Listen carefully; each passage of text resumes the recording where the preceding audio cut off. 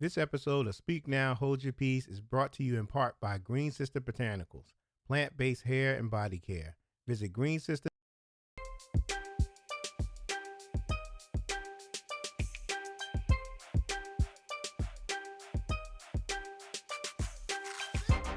She's good. She's good.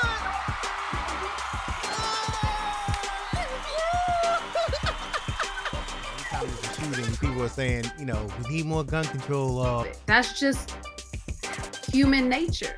Welcome to Speak Now, Hold Your Peace, a live broadcast with real conversations about community social issues, politics, business, health, self-care, and more.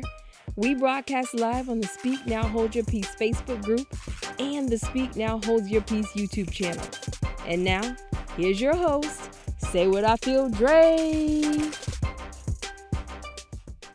Welcome to Speak Now, Hold Your Peace. I'm Saywuddafeel Dre, and today we're going to talk about dealing with grief and loss. I felt that was an important topic that that should be talked about, being that we're losing so many people in this pandemic, and just losing people in general. It's not easy. It's a challenging experience to go through, and we all go through it.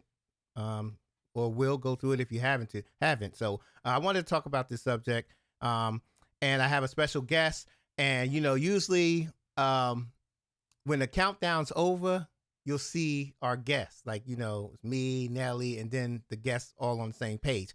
But the person I got today, it's just that I gotta give a little bit of more props. You know what I'm saying? I just can't bring her on without a fancy intro and all this stuff. So I figure I'll just wait and then bring her in. So let me set my joint up here and bring her in. So I'm gonna introduce y'all to someone who is gonna help us out today. Someone who let me see, how can I put this? She just know what she's talking about. That's all I'm gonna say. She just know what she's talking about. So look, I'm gonna introduce right now Tara Hazard Patterson. Tara, what's up? Hey! There she go. Yes, right. Give her a hand. Give her a hand. Yep. Calm down. Yeah. Thank you. Yeah. See the love you get on here, yo. See that love you get.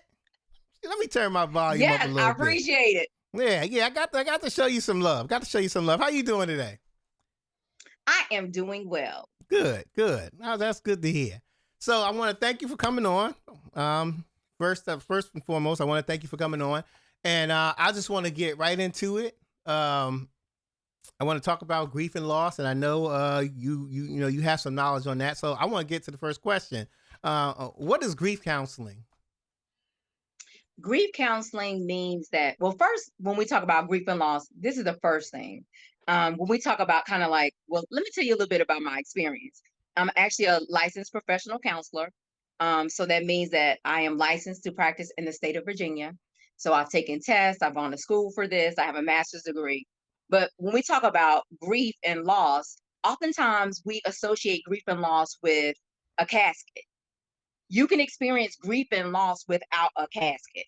And so oftentimes people don't like to discuss it because it's kind of taboo, because it's almost like you're putting something negative in the air. The truth of the matter is that we often experience seasons of loss. We can have a loss of a friendship. We can have a loss of a relationship. We can have a loss of a job. Just even like with their changes, with even losses of seasons. For instance, we are like, come on, fall. But the reality is that means that we had to leave summer in order to come into fall. Now, I'm that person who enjoys the summertime, so I love being in the sunshine, and I'm like, yes. But I also like what the seasons offer. And so as you notice that, because it's getting darker earlier, usually you start feeling a little tired earlier. So, you want to hop in the bed, it's getting a little chillier. You want to put on those extra layers. So when we look at that, our life is full of grief and losses. There are things that we receive, and there are things that leave. And sometimes that comes not only with um, with people, but also with situations and things of that nature. So I think that is important to recognize that we have losses that we experience. Even when we look at COVID-19 has been a loss. When we talk about the processes, and particularly in the African American community, of our rituals of people, our loved ones. We have the funeral, we have the viewing, we have the repast. All of those different things because of COVID-19, it's changed our processes of how we do those things. And so when we look at grief and loss, that's a loss because culturally we connect to different rituals and traditions that we've had. And so it's identifying that. So all of this stuff is just to say that grief and loss is just not associated when there's actually a death. Right, And so right, that's why we talk about grief and loss. So really, anytime there's a type of loss, so something has changed. When we talk about grief is that process of letting it go. And as a therapist, I would like to say I believe that there's such things as good grief. For instance, you can have loss where there's a single loss. So when I look at my own self and my own life, I have had the loss of, and when I just turned 26. I've been married to my college sweetheart. We've been together for 8 years, and 3 of those years we had been married. And so we were like, that was my ace poon poon. Well, he ended up having had surgery, but he ended up dying of a blood clot. At sorry to that hear that. time, technology was not as advanced as it is now. And the doctor was like, there was an 80% chance that he would have died Mm, because they would not have been able to find it. And so when we talk about grief and loss, that was one of my first experiences with grief and loss. Then when we talk about multiple losses, so December of last year, my mom died on December the 8th.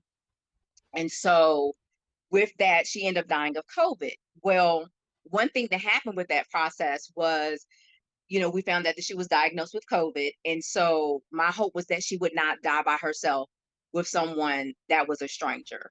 Um, well, I didn't know that I would get to be the answer to that prayer.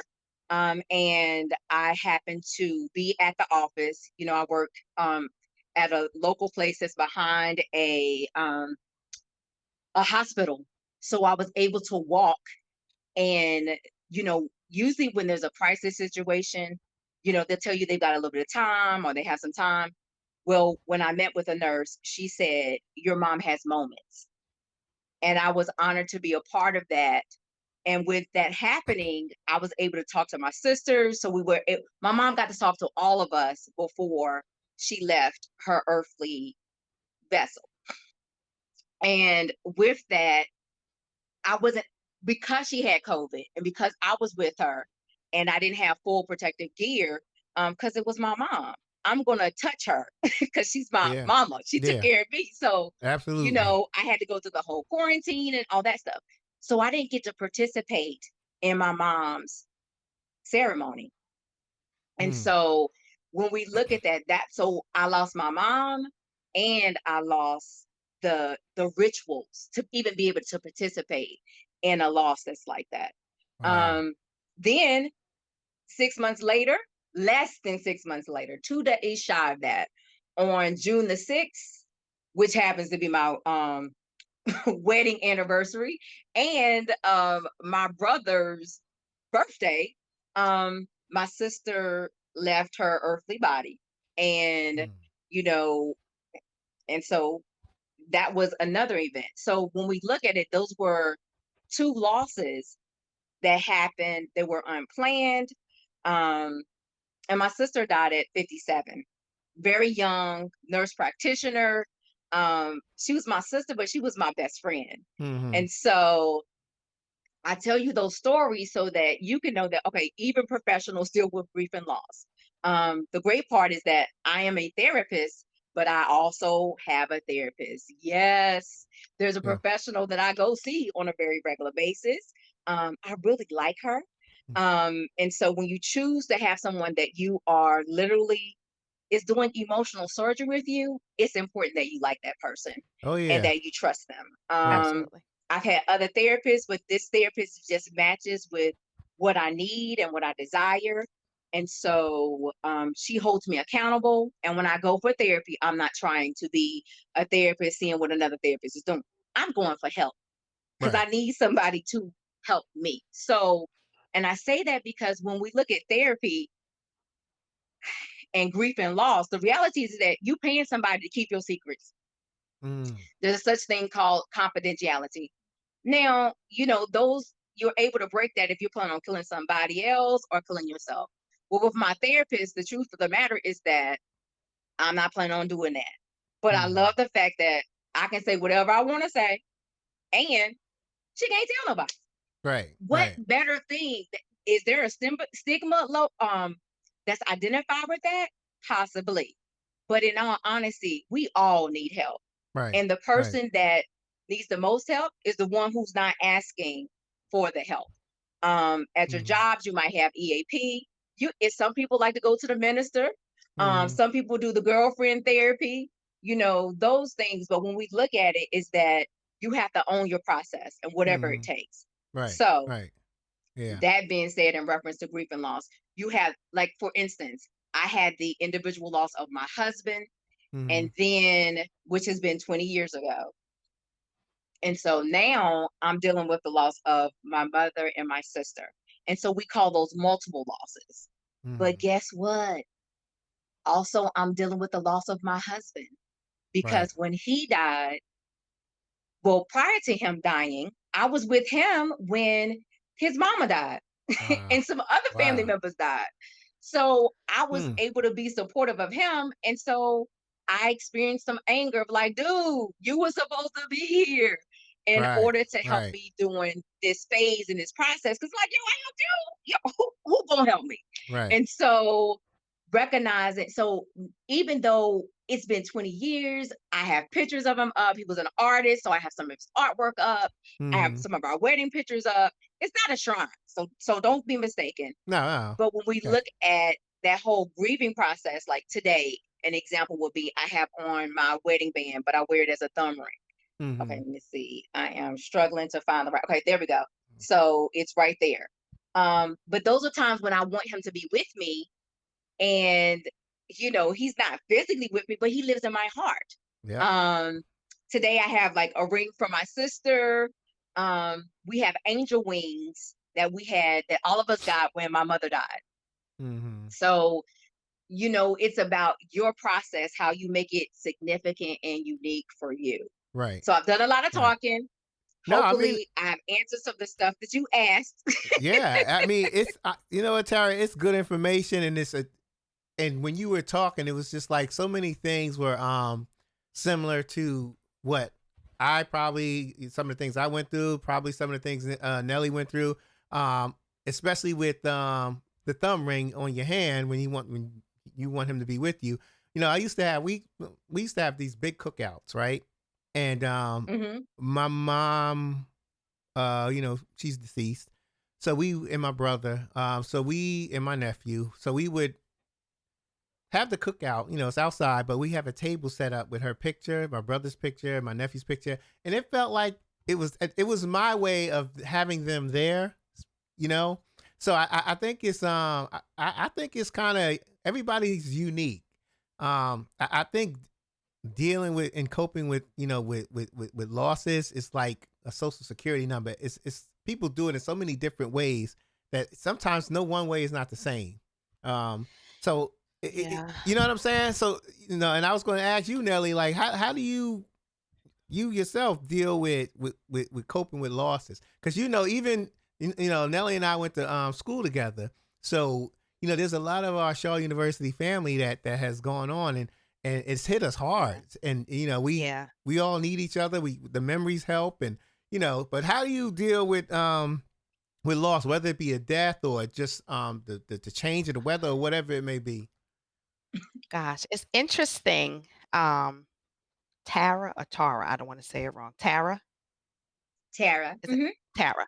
It's interesting. Tara, when Tara said, grief or loss doesn't have to be associated with a casket. And I tell my friends all the time, I lost my mom before I lost my mom. Hmm. So Yes. I I now know as an older adult what that's like. So my mom was one of those people that got caught up in the crack epidemic era. So in the 6th grade, I lost my mom probably until my sophomore year at Shaw. So we're talking about from 87 to 96. So my mom was not my mom. She wasn't the person that I had knew before the drugs, because the person before the drugs wouldn't do the things that my mom on drugs did. And as a young adult, you come to school, you don't know who you are, you don't know life, you don't know anything. And I was angry and I resented my mom. And then as I grew to understand life, and when my mom got clean and just began to talk to her, then I could understand what even led her down that path, because it was just a shock to the whole entire family. So my mom had me at the age of 16. So my grandma raised me. Nellie raised me, Big Nellie. And because my mom was young. So I had two moms. I called my mother Mommy and my grandmother Ma. So my grandmother had psychosis for about 16 years. We didn't find out till probably the last year of her life, because old people don't want you to go in a room, in a doctor's room with them or anything like that. When I graduated high school in 94, my grandmother sold our house in the Bronx, and she just told us she wanted to move to a place where there was no winters.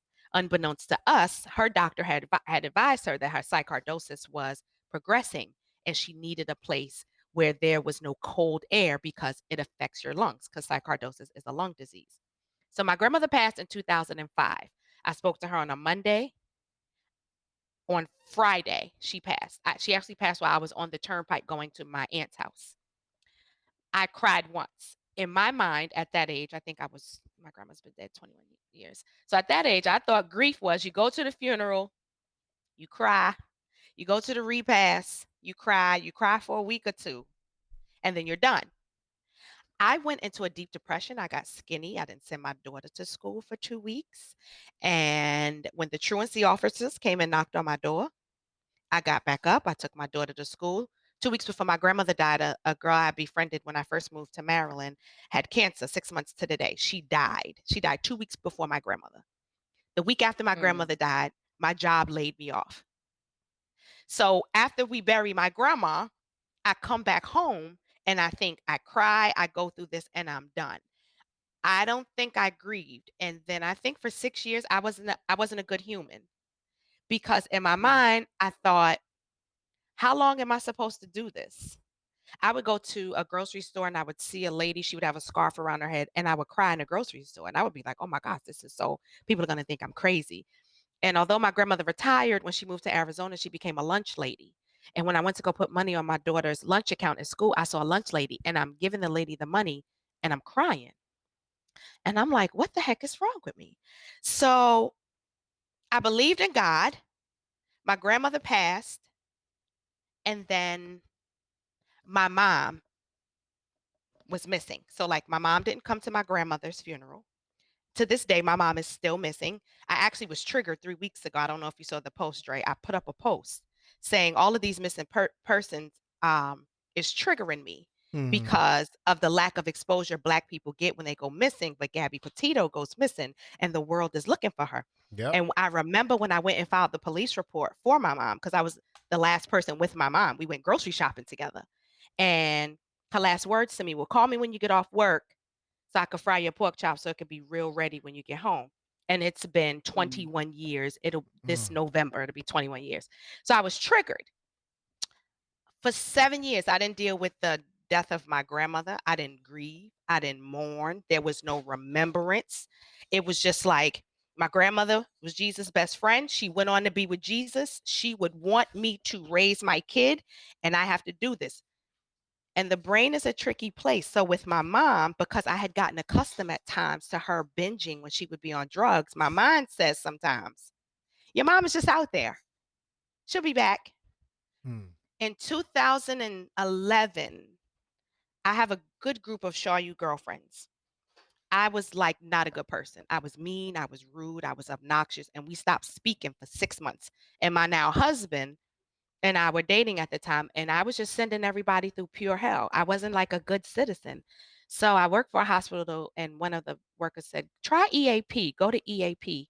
So I did. I reached out and I sat down with the lady Kitty. I will never forget her. She said, why are you here? I was like, everybody got a problem with me. And she's like, do you have a problem with anybody? I said, no, because the people I have a problem with are dead. Mm. And and then after that, she was like, why are you angry? I was like, why would they leave me? Like I was a kid. And so that therapy literally led to 3 straight years of therapy because I didn't know there was steps to grieving because nobody talks about death. When you're a kid and everybody dies, like they're older, you don't Mhm. know that grieving is just more than going to the funeral and a repast and people checking in on you. It really is something that you have to work at. You have to find an expression to let it out because I was harboring things like, why would my grandma leave me? And she knows my mom is still missing. At least let one of them come back. Then I got mad at Jesus. Like he ain't know what was the plan, right? And I was born back. I was born into old fashioned Baptist. My grandmother's Jesus' best friend. And so going to therapy allowed me to lay out everything, even the death of my father, who I didn't have a really good relationship with. Um, I was able to lay everything out and talk, and I became a better citizen. Um, but I had no idea there were stages to it. And I skipped past probably the main ones that was holding me back, like the anger. Mm. Like I went straight to acceptance. Right. Right. I went straight, like, okay, my grandmother lived for Jesus. She's with Jesus. That's the plan. I quote Mhm. Jeremiah 29:11, right? He knew the plan. He knew it. Jesus got my grandma. Now, but why you take my mom? You know what I mean? Why was this my mom's story? I, Right. I missed the bargaining. I went straight to acceptance and depression, not even knowing there was denial, Mm. bargaining. Oh my gosh. Wow. So now, because my kids don't know my mom, because Kennedy was young when my mom went missing, and my Kennedy was 5 when my grandmother passed. So at times when we go through photos, Kennedy's like, "Is that your mom? Y'all look alike." And before she would say that, and like tears would just fall down. I'm just like, I look at my friends like, "Oh, my friends have kids and they have moms. Why don't I have a mom?" Mhm. Um, and so now I talk about it, and it doesn't pain me because before it would pain me and I would be embarrassed to tell my story. And now if I need time, I just tell my friends, hey, today is a bad day. Because I would go missing from my friends Mm. like for 4 or 5 days. Wow. So Wow. now I'm just like, hey, today's not a good day. Even with, the missing black persons thing. I Mhm. was just like, it triggers me Right. because my Right. mom is still an unresolved case in the city of New York. Because that man essentially told me, unless your mother has a physical handicap that we can see, we could put up, we gonna file this report for you, but it's not much we could do. Wow. Wow. And so you walk away with that, and then you blame yourself for a few things. So it was very interesting because I told my friends I lost my mom before I lost my mom, but I never knew how to, because I was a kid. How do you Mhm. express I miss her? And even in her sober days, I still didn't get my same mom. I had Right. to refoster a new relationship. So now I listen to songs that remind me of cleaning up at my mom's house, and I'm okay because I've reconciled it. But Mhm. it took years. Probably when I gave birth to my son, I can say, and that was in 2014, that I became okay. Mhm. But I had no idea. I didn't have a clue. I just thought you cry at the funeral and that's your grief. And then you Wow. go on. So Wow. that was very good, Tara. Very, very good. Because you Listen. lose before you lose. Yeah. Yeah. Yeah. That's interesting. Like it's crazy. Like in terms of for me, and I'm just referring back to me. When my mom passed, I'm the youngest of 8, and it's the way I got through it. It's just, I'm not gonna say the weirdest thing, but it was just unique for me anyway. What got me through it was just the memories. And being the youngest of 8, everybody, they I was the one, are you okay? They telling they asking me, am I okay? Am I okay? But and you can't base how you going through something if you cry, because I didn't cry that really. I didn't cry that much. I did, as after the funeral, as days went on, I did. There was times that I cried because I miss her. Even with this show today, I almost couldn't do it because it was just a little bit too much. I don't like talking about death. When I talk about my mom, I get a little messed up. But I think of the memories, and it's just like it attacks like a penicillin or something. Like it'll dissolve all of that hurt and that pain for now. And when I talk about it, I'm good. Like I got so many good memories of the things she used to do and all of that. And that's what got me through the planning of the funeral, making sure my brothers and sisters was okay. So and people question, especially, people question my wife in particular, who thinks at times that I haven't grieved yet. So that's interesting Mhm. because I felt like I have. It's been since 2007, but she feels that I haven't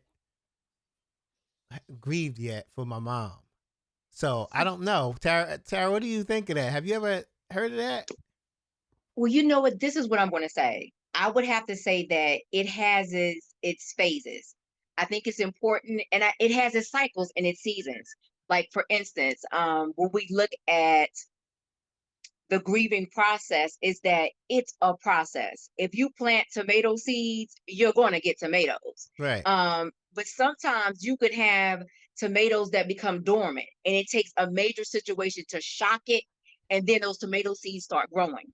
And so what I say is that when we look at this process, is that number one, it starts with a decision. Because when we talk about denial, it's like, okay, no, that didn't happen. And let's be real. The first 30 days after somebody dies, the brain is so amazing that you'll be like, this is just a bad dream. I'm about to wake up. And Mm-hmm. about day 30, like for me, the way I pull through, and people say, oh my gosh, it just seems so strong. I don't know how you're doing it. Well, I didn't either. So, you get this peace because of your relationship.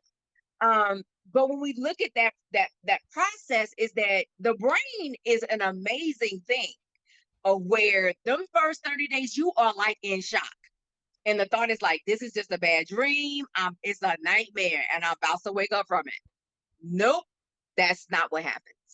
And you're like, okay, so he really ain't coming back. And you could say he went on a trip, whatever, but he ain't coming back. When Right. it comes to so that's one thing when we that denial thing.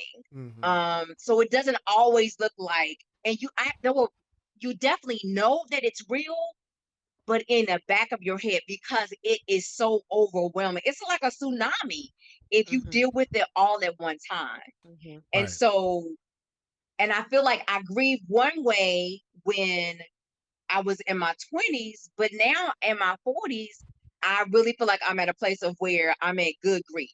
And when we look at that, the whole thing with good grief is that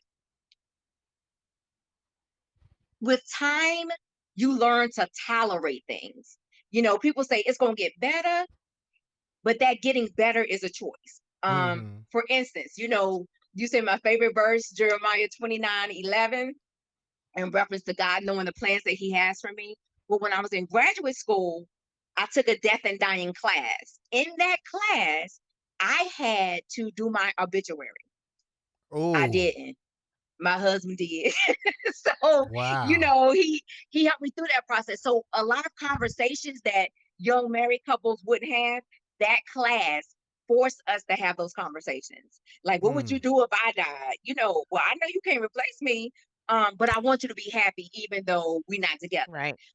So we had those tough conversations. Um, but also when we talk about like how do you grieve, like I was very intentional. Like Xavier, his name was Xavier. So we called him X-Man, 6'2", country boy, played all kind of sports and everything. But my point is that And you look at it like when I talk about him, I can't help but smile. But that's because that was my friend. That was when I tell you we were so in love with each other at our college. They called us they called us the couple of the year because he had license plates on his truck that had X and Tara.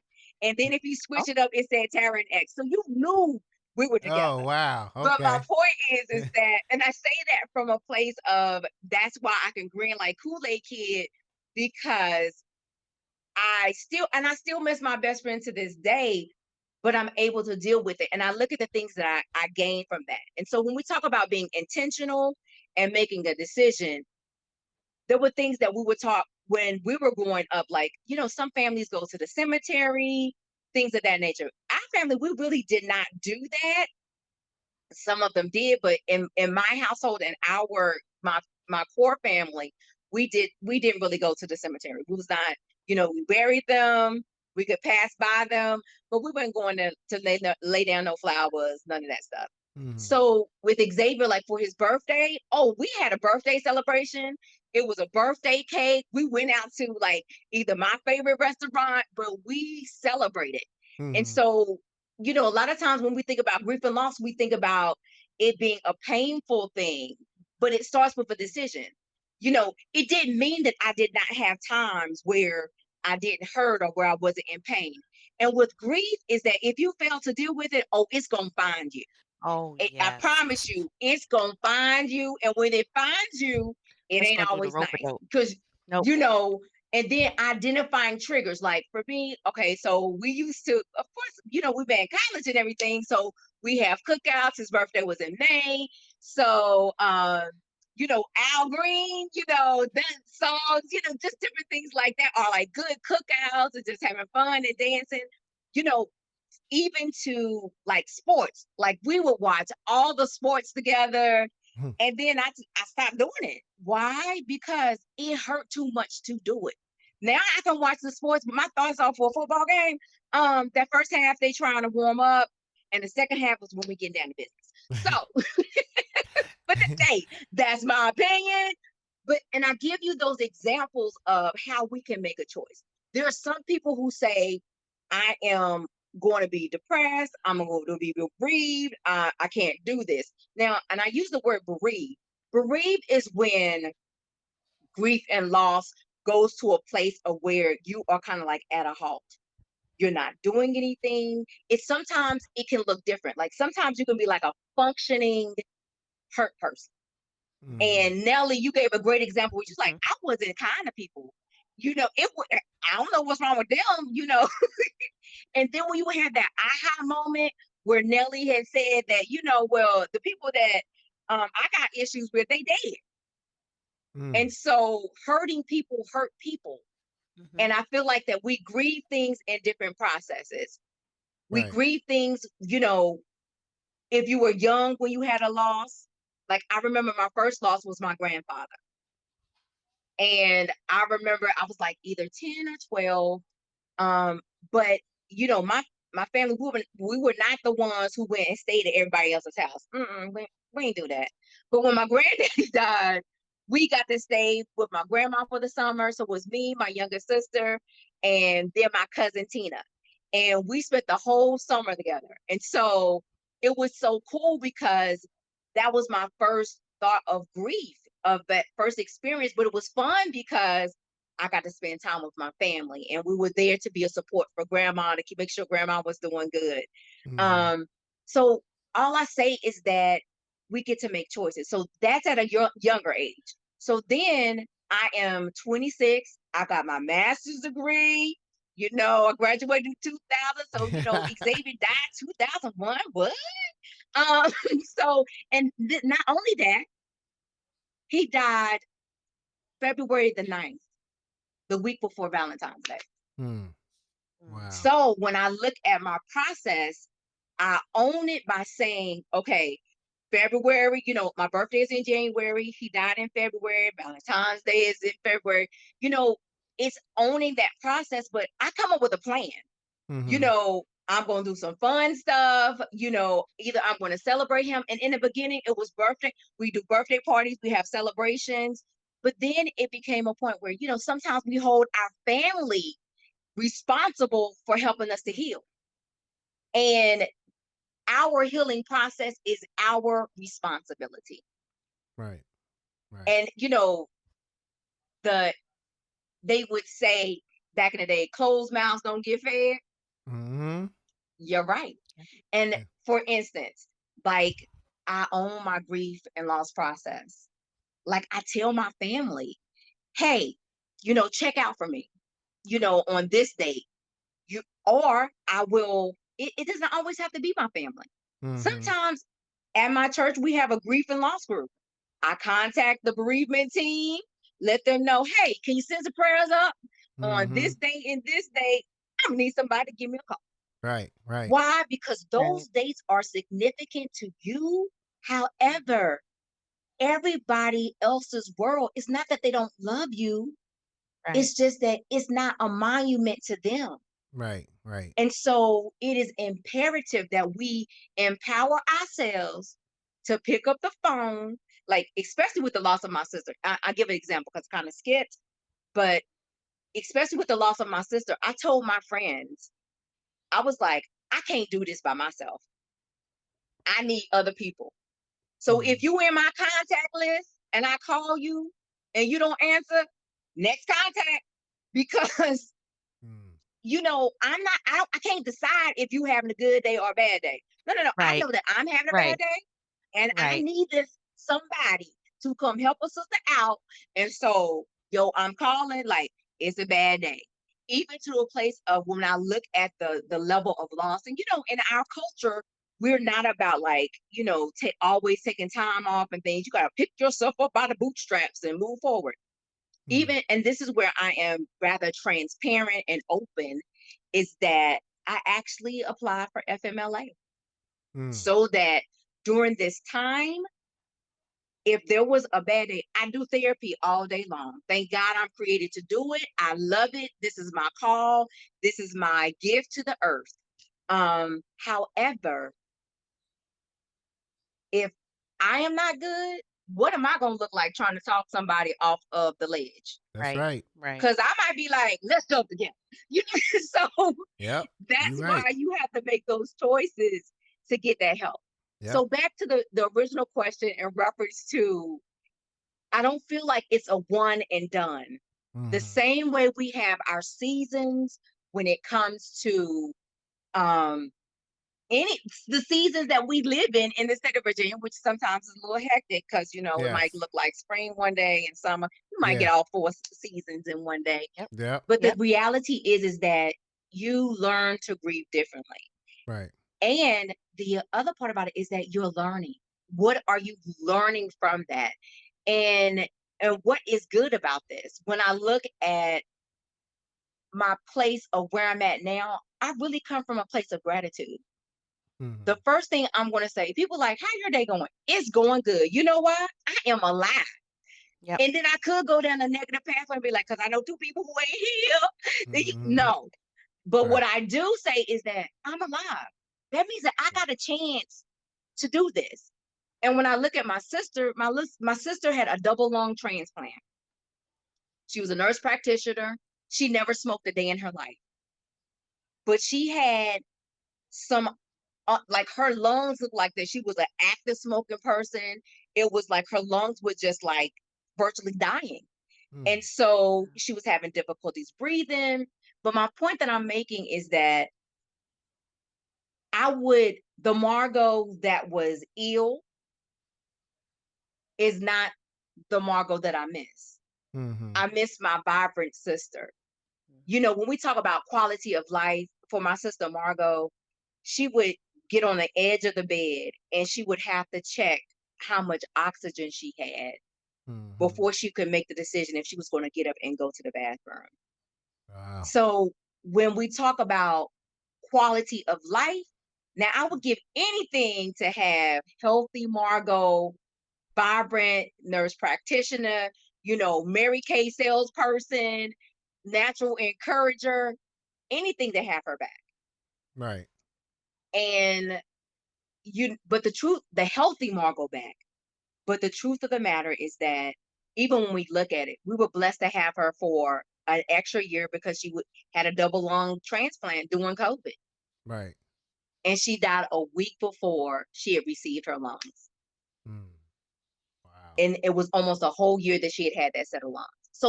And then when you look at being grateful, somebody had to die in order for her to be able to be on this earth for one more year Mm-hmm. Yeah. in Wow. order to be a part. So Yeah. Yeah. I make the choice to come from gratitude, Right. that I'm grateful for everything that I have. I woke up this morning. Something might be hurting, but hey, it's some people who wish they had the hurt that I had. Right. Yeah. When in reference to like body pain, stuff of that nature, and recognizing that it could always be worse.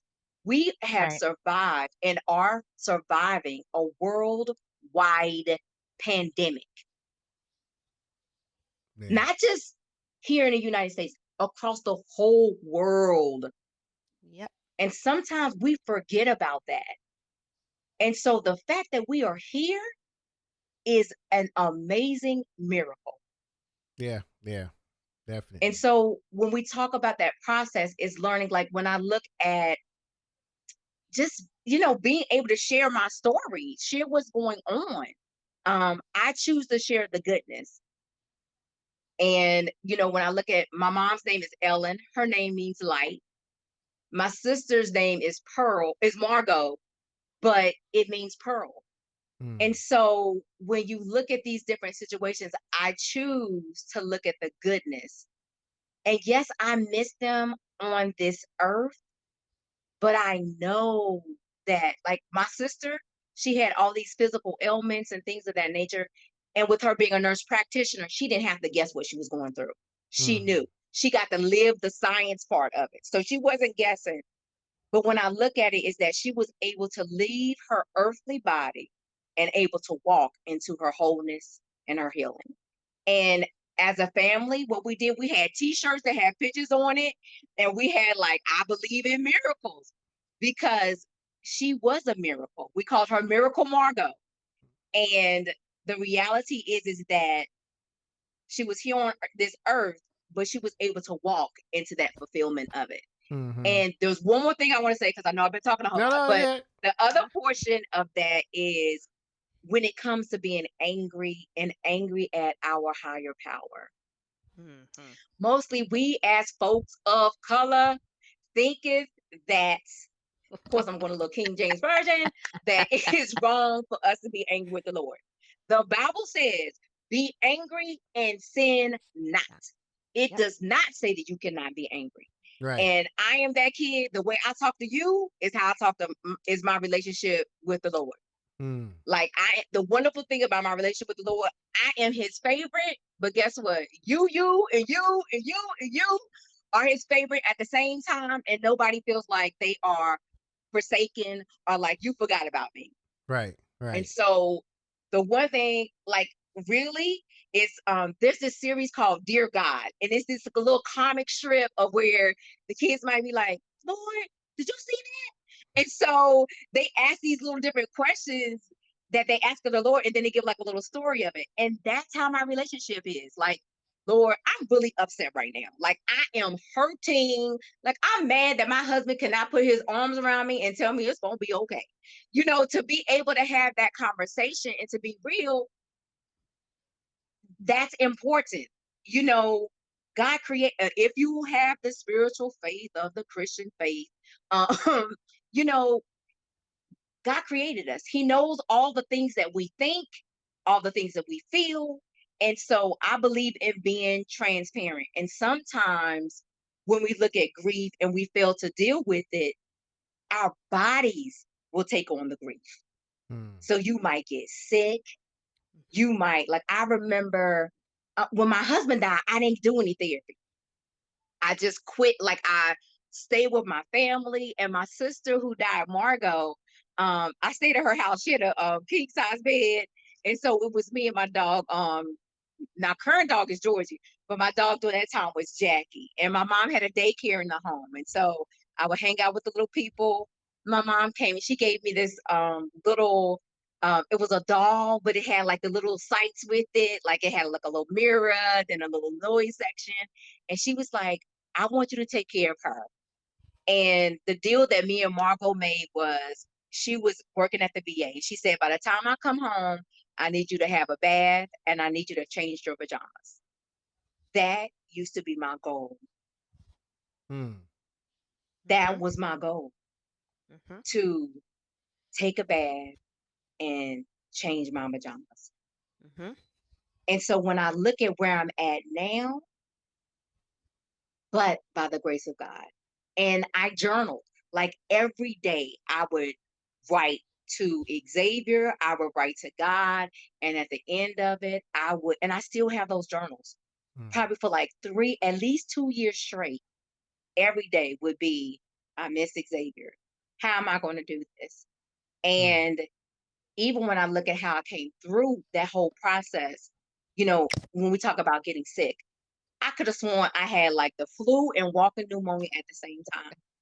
And I was like so sick. It was like that baby sick where you like, Ma, I was crying, I was grieving, all of those things. And I tell you that grief comes. It's what you choose to do with it. You can either you make the choice, and every day is a choice. Sometimes it's going to be easy, sometimes it's going to be hard, but time, it doesn't always heal. Right. Time gives you the strength to tolerate it. Right. Yeah, that's right. You're right. Sometimes you don't know how strong you are until being strong is the only choice. Yep. But let me tell you, when we talk about superpowers, I think one of my best superpowers at this time has been vulnerability. I had a day where I came in, I put on a smile. My nickname is Sunshine around here because I'm smiling. But I came in and I did something and I saw my sister's death certificate. I lost it. Like I was crying profusely. I couldn't stop. I was trying to instant message my boss. And I was like, I told her, I was like, I'm okay, but I'm okay. And so I'm almost like hyperventilating. I can't breathe. I'm like, what in the world? I called my best girlfriend. We've been girlfriends for over 20 years. And she was like, Tara, just breathe. So she talked me through it.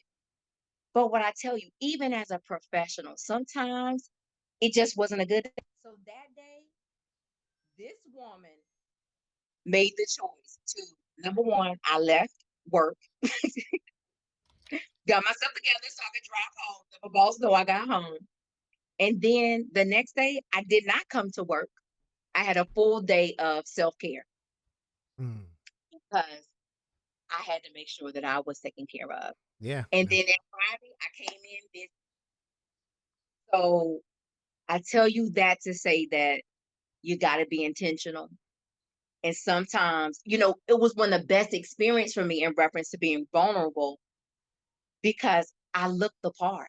I looked the part of, oh, you're doing good. Oh my gosh. You look like you don't have a care in the world. Well, that's the Lord, number one. And number two, my mom's rule was you don't have to look like how you feel.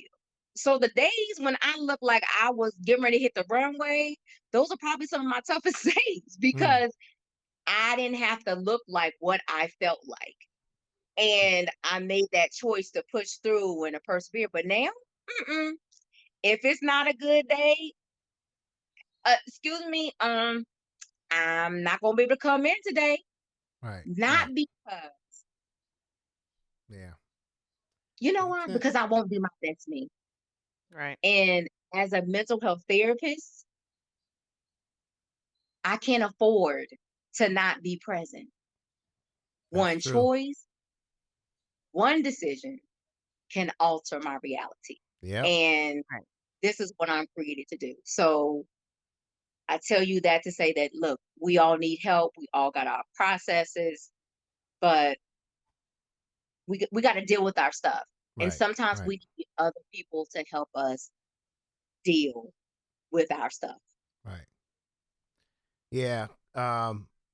honestly, like you spit some knowledge. I'm not gonna lie. Like I'm telling you, man. Like I think this is a good episode as far as um, and I think we hit on everything, just about everything that we needed to hit on. Um, I wanted to ask you, Nelly. I want to ask you this question. I want you to take us out with this question, with the Okay. answer and a final thought. Um, you said that you got some girls, a tight knit group, and I know who that group is, and y'all are tight as I don't know what. I know I love all of y'all to death, man. Um, I'm gonna ask you a question, and then I'm gonna just have you give us a final thought and take us out. How important? Because I know you said something about you know you had your circle and leave me alone on these days or whatever. I need my time. How important is a support group when you're grieving? A support group is very important because if you have one that doesn't hold you accountable, you can end up like brother Kanye West.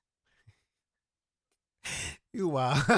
That's That's true how though. It's true important though. You're a right. Yeah, support group is. yeah, yeah. Because I when I look at Kanye, and I tell people all the time, I understand the loss of a mother, right? My daughter's father, we've never been on the perfect terms. However, his mother passed 2 years ago. I know what that feels like. That's the first person we've ever known. We knew our moms before we knew our dads. mm, So it's huge. And if you don't have the correct people in your corner, not necessarily to leave you alone for the specific amount of time you allowed, but to come on over and say, today you're going to brush your teeth and wash your body. Today you are. Yes. And then if you want to, you can get back in the bed. But today, you're not going to have this baby smelling your bad breath. It's important to have those people right. because Yes. alone with those thoughts and those feelings, and you feel like you're the only person that had this loss, right? Mhm. Loss makes you, it isolates you. Hmm. So to have a circle to check you, to comfort you, it, it's unmatched. Hmm. Now, I will preface this because we were young when I had those losses. My circle checked in the best way they could Hmm. because I didn't want them to see me like that. I lived in Maryland, they lived in North Carolina and Philly at the time. So I would be in the bed and one my best friend would call me and I would sound like I was busy cleaning the house. Hey, what's up? Nothing, I ain't doing nothing. So when one of my girlfriends at the time was getting married and I drove to Raleigh and they said, "Why do we see your collarbone? Why are you so skinny? What's going on with you?" I couldn't Mm. hide it because anytime she called, that's how I sound. And because my grandmother passing away, everybody in my family felt it because she was the staple. So it's not like I could talk to my aunt about it or my Hmm. sister or my brother. So my friends were the only ones. And when they saw my collarbone at my girlfriend's bridal shower, that's when the rides from Raleigh, unknown, they would show up at my door. Hmm. Like, so how you doing today? Why your hair look like that? Well, where's Kennedy? Kennedy, Hmm. all Kennedy had to eat today was Sour Patch Kids and lollipops. Right. So having a support system to be there for you during a loss is important. Um, I wasn't ready to be vulnerable. And so that it made it a little challenging for my friends because you are right, Tara. Vulnerability is important because if I cry today, my friends know I'm broken because I'm always the strong one, right? I'm strong because before I know the plans I have for you, right? So I'm just like, these are the plans. Don't question the plans. So now when I talk about my mom or my grandma or any loss, and my friends hear me cry, they just like, okay, she's doing good. She's moving forward. Because for a Mm, long time it was no tears. It was just like, okay, that's Ma. And if you don't have a support system, it's gonna make this journey harder right. because Mhm. as Tara said, you need somebody to help you. If it's the prayer group at church, even if it's a Facebook group that you are in, you need to tell Yeah. somebody, listen, I've had a loss and I don't know how to handle it, but just walk with me, check in on me, pull up on me. if if must be, if Yeah. need be. If not, you will be walking around like brother Kanye, because him losing his mama was the ultimate trigger. And because his support group was a bunch of people that don't understand the true essence of a mama, not a manager, a mama, they allowed him to be this guy. Mm. Wow. So get you a support system, sing you some songs, but don't just lay there. Right. Because I Right. was there. You saw my collarbone. When I look at some of the pictures from my girlfriend's bridal shower, even to this day, I didn't know my collarbone was showing. I thought I was grieving, Mm. and I wasn't. I was in bereavement. I was deep that I was down there. Mm-hmm. And it took me years to get out. But now I'm okay. Like, but it took years to be okay. Mm-hmm. Years. Wow. And so now when people lose moms, I'm just there. I'm there like a usher in church when you pass out with the fan. I'm there. Like, I'm there. My Right. girlfriend lost her mom almost 2 years ago. I picked up and drove to Cleveland. It was my husband's birthday. I was like, we out of here, Wow. because it's important. Yeah. Yeah. Support is important. Yep. And So. usually the one other thing is with that whole thing of like not only being there, our society will cling to folks that for their first month, but 3 months down the line, a month after, you be like, you just coming to grips with everything that's happened to you. That's when people really need the help. Right. So Hmm. and when I say help, just I was thinking about you today. Did you eat something? You Mm. know, a gift card Yep. to the Yep. grocery store. Mm-hmm. Go, hey, we got some great technology. Grubhub it. You know Yep. what? Take you can. There's so many different ways of being creative with supporting folks. Yep. That it's not just about when it first happens. It's the holidays. Like the holidays are coming up. That's a time when folks are really lonely. So, Mm-hmm. those are the things that, just to remember. But when you tell somebody that, I was just thinking about you because I know it's been about a month and you kind of, it's really real. Right. And you thought you was just having a nightmare and you woke up and you're living it. Yeah. That is just so huge to just Right. be there. So usually when I hear about people having a loss, I usually don't I reach out like a month later. I make Mm-hmm. it my Hmm. business to reach out then because people bombard you in the very beginning, but When the smoke a month clears, later it gets Yeah. quiet. when yes, Yep. when the realities has hit Hmm. and whatever you have to deal with, whether the bills, the funeral is Right. over, all those things, it is it's real. And so what I say is that when there's a loss, I don't run fast. I'm like, okay, other people can put in right now, but when everybody's tired and when everybody's gone, and not Yep. everybody, but when the reality of dealing with the sun rising and the sun setting, Hmm. because when we have lost, the earth continues to spin around its axis, even though we feel like it has come to a halt. Mm-hmm. Yeah. The sun is going to rise and the sun is going to set. Right. Yep. Yep. And just being able to get through that day to day is really difficult. And I, Right. I say that from a place of it just means that much more because everybody gets busied again back into their own life. And they have that one moment where they really meant what they said, Mm-hmm. but they didn't recognize the cost that would come with that. Right. Yeah. So when Right. people come to your mind, call them, text message them. We have so much technology in order to be able to reach out. Girl, I was just Yep. thinking about you, man. How you doing?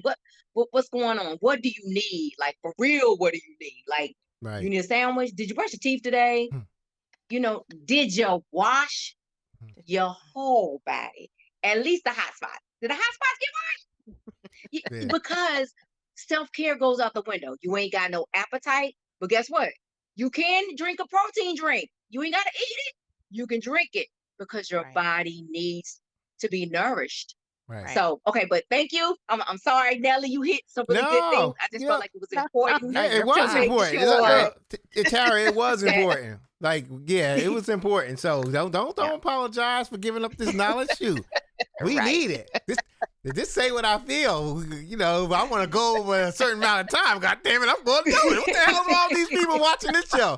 Talk about Andre, your show's supposed to be in. I know, I do what I want to do. Oh, Damn it. gosh. Y'all, but serious, ladies, like, thank you for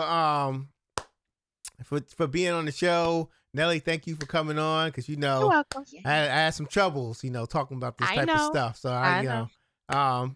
just in case if I melt down, Nelly, she'd be right there for me.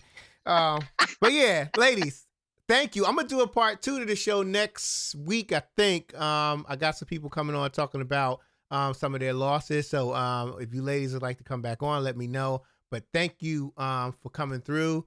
Everybody else, make sure you tune in next week. Don't miss another show. It's gonna be Wednesday at 7:30. It's usually at 7:30. We had it at 7 today. But it'll be Wednesday at 7:30. So ladies, stay on. Just stay on while we go out. So we could talk afterwards. But everybody else, thank you so much. We appreciate you. Love you very much. Y'all have a good one. All right. And we are out of Bye, here. everyone. Later. Thank you for watching the Speak Now Hold Your Peace live broadcast. Be sure to subscribe to us on YouTube and join us on the Speak Now Hold Your Peace Facebook group.